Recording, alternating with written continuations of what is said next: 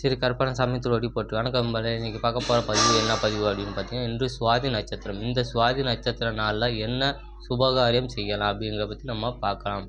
First இந்த சுவாதி நட்சத்திர நாளில் நாயன்மார்கள் அவதரித்த நட்சத்திரம். அடுத்து புலிப்பாணி சித்தர் அவதரித்த நட்சத்திரம். இந்த நட்சத்திர நாளில் என்ன சுபகாரியம் செய்யலாம் அப்படின்னு பார்த்தீங்கன்னா, வாஸ்து தோஷம் இருந்துச்சுன்னா இந்த நாளில் இந்த நட்சத்திர நாளில் வாஸ்து தோஷம் நீங்கிறதுக்கு பரிகாரங்கள் செய்யலாம். வாஸ்து தோஷம் நீங்கிறதுக்கு நிறைய பரிகாரங்கள் இருக்குது, நிறைய தாந்திரிக பரிகாரங்கள் இருக்குது. உதாரணத்துக்கு பார்த்தீங்க அப்படின்னா, வீட்டு நிலவாசலில் பார்த்தீங்கன்னா காப்பர் ஒரு 6 இன்ச்சு அளவுக்கு காப்பர் கம்பி பதிக்கலாம். அடுத்து வாஸ்து தோஷம் வாஸ்துக்குரிய பிரமிடு வாங்கி வச்சு அது 4 கார்னர்லையும் 4 மூலையிலும் பதிச்சு வைக்கலாம். இந்த மாதிரி செய்வது மூலம் வாஸ்து தோஷம் நீங்கும்.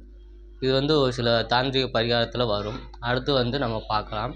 இப்போ பார்த்தீங்கன்னா, இந்த வாஸ்து தோஷத்துக்கு நிவர்த்தி செய்யக்கூடிய நட்சத்திர நாள். அடுத்து பார்த்தீங்க, இந்த நட்சத்திர நாளில் பார்த்தீங்க அப்படின்னா நவகிரக தோஷங்கள் நீங்குவதற்கு பரிகாரங்கள் செய்யலாம். இந்த பரிகாரங்கள் பார்த்தீங்கன்னா, நவகிரக தோஷங்கள் பரிகாரம் செய்யணும் அப்படின்னா நீங்கள் தேய்பிரையில் செய்வது சிறப்பு. அதுவும் இந்த சுவாதி நட்சத்திர நாளில் செய்வது சிறப்பு.